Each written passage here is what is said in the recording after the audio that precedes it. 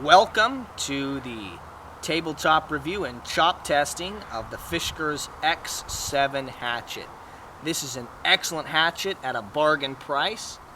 What could possibly be better than one of these excellent hatchets? Well, let's try 3 of these excellent hatchets that have been being tested for the last 3 or so years. This one has been used by me a lot, and these 2 have not been as heavily used. I've actually purchased 5 of these hatchets and given them away to friends. These are not those 5. This one was given to me as a gift, and I've been very impressed with the FISKARS X7 hatchet. Welcome to my tabletop review and chop testing. So let's get the chop in here. You can see my hand.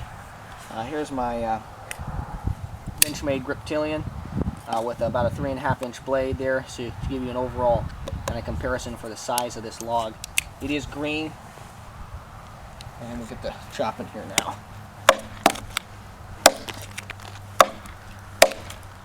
I really like the overall look to this hatchet. It does a great job, at least for me, to be able to swing it hard and hit where I'm aiming, and yet keep its overall dimensions small enough that it will fit under a car seat, fit easily in a bag or a backpack, and will go with you. There's no point in having a good chopping tool if it's so expensive that you won't use it, and if it's so big that you can't afford to carry it with you. So one of the features I really like about this FISKARS small axe or hatchet. They make a number of other ones. I haven't been impressed with their size to weight ratio. I really like they have a little bit longer handled one, and I'm not impressed with that because the head is so heavy. I wish that they'd give us about a 2, even a 3-foot long handle, maybe 2.5-foot handle on this same exact head. You're gonna have to power through things a little bit more, but I think that for backpacking and camping and things, it would be a lot better. One of the things I've looked for over the last 2 years of using this is how well the handle would hold up. And the handle, because it doesn't have a traditional head, it has this head that is put in and then the plastic is molded around it. Thought maybe I would dislodge that head. You might have seen the same kind of system on some of the Gerber hatchets, and FISKARS makes those, and I don't know whether they made these before they started the Gerber or made the Gerber and then started making their own, but I think the FISKARS is a superior product. Even though FISKARS manufactures both of these, both the Gerber and this one, I just like the overall qualities of the FISKARS better. One of the things I really like about this hatchet is the handle here. It really, this scooped out portion there as it gets wider, really allows your hand to grip it well. This rubber, this orange insert here is kind of rubbery. Okay, this is kind of a hard polymer. This is a little bit softer and goes in around. I've also been looking to see if that would peel off, and I've used this a lot. Taken this on a couple trips into the woods and had a number of people use it. Some young people, and I was kind of expecting them to tear it apart. They haven't been able to do that. I'm usually pretty good at finding weaknesses in tools and gear and equipment, and I haven't been able to find them yet in this FISKARS hatchet, but I really like that handle. I'm not sure I need the lanyard hole. Some people will want to use that, but my hand really grips in. I've never felt like I was going to lose this hatchet as I was chopping.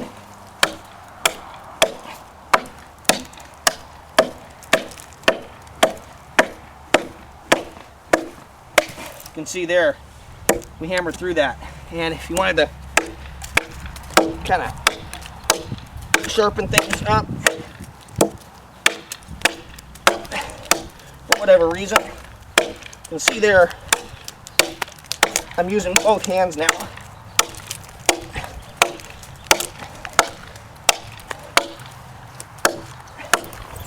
Tempted to call the FISKARS hatchet the backpacker's chainsaw because of how well it cuts.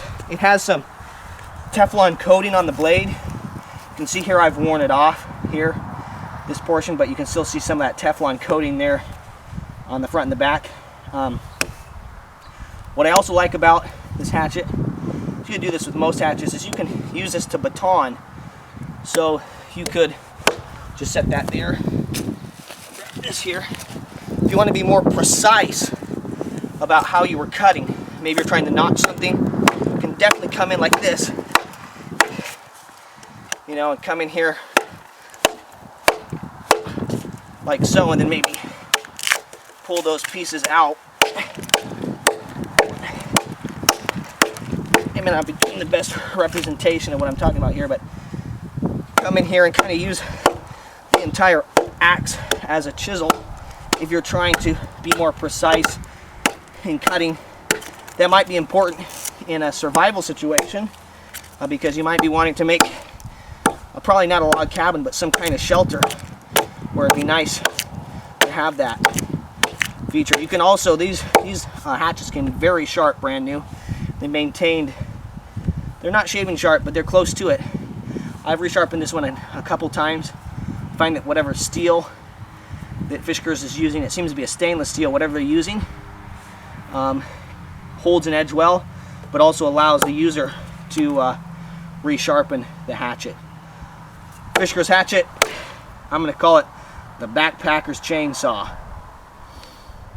So you've seen some chop testing of these excellent hatchets, and I've had a lot of fun testing these and using these. I've taken them on some trips, some day hikes, along with some other activities, some camping trips and things into the woods.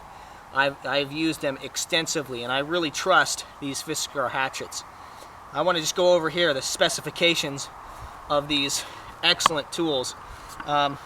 They are a total, okay, of 16.5 inches long. That's from the bottom of the handle to the top of the head here, and from the tip of the head to the back of the head, it's a total of 5.75 inches, basically 6 inches here. I really like the FISKARS hatchet as a tool much better than some of the tactical tomahawks that you see on the market, because they don't have a spike on the back. I think as a tool, having a spike there and bringing the whole dimension out to the size of a small to medium-sized fixed blade knife really makes it harder to put these tools in the pack or a backpack, or in maybe even under the seat of a vehicle or something like that. That not having that spike and having the ability to hammer with it is very, very nice. I don't see the need or the use of a spike. So we have a total overall length of basically 17 inches, and the length from the tip of the hatchet to the back is basically 6 inches there. These hatchets weigh 1.4 pounds, so that's actually quite lightweight, but they have all the weight where you really want it in a hatchet, and that's up forward where you can put that all into the power of swinging and chopping. While we're here, I just want to talk a little bit about the covers that they come with. I really like these little sheaths. That's what I'm going to call it. The head here snaps in very nicely, very easily, and this locks closed and has a little way that locks in and keeps it there. You have to actuate it with enough force that you know what's going on there. I really like the fact that the FISKARS hatchets come with a really nice clip and intentional way of locking it in. Some of the hatchets that FISKARS makes for Gerber, for instance, the ones that I've seen, they don't necessarily have this actuating latch. They just kind of snap in, and I don't like that as much as these FISKARS hatchets that are made and marketed as FISKARS hatchets. Okay, I think personally, here's a little philosophy of use here, and maybe value, looking at value. This is a Wetterling's genuine hickory hatchet. Okay, so the wooden part there, it's made overseas, and it's a really nice hatchet. I picked this up about 7 years ago and have used it and taken it on backpack trips, and I really like it. And I like the fact that it looks kind of maybe medieval, looks kind of old world. I appreciate that about this hatchet. However, I actually like the grip of the FISKARS much better. Even though I don't like the way the FISKARS looks, I like the way it functions better, and I tend to not use or abuse a tool that that looks like this, and it's about $10 more. I think I paid about $35 or $40 for this hatchet. It comes with a nice little thing there. But I think the FISKARS, it represents a better value and probably is a better use tool. Although there's nothing wrong with the Wetterling's hatchets, okay, or their axes. I personally, philosophy of use-wise, or IP, intended purpose, I see these as being survival tools. You know, it'd be great to have them in the back of your pickup.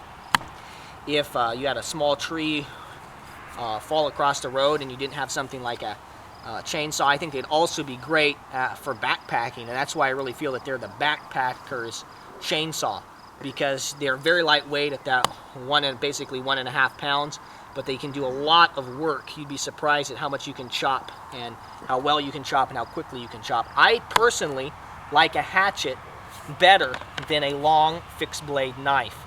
Okay, they tend to be much cheaper. They're just easier to manufacture. This is a cold seal Gurkha kukri, and it's a big bad blade, and it's a great tool as well as a weapon, okay, and probably would serve better, the Gurkha kukri, as a weapon than these FISKARS hatchets.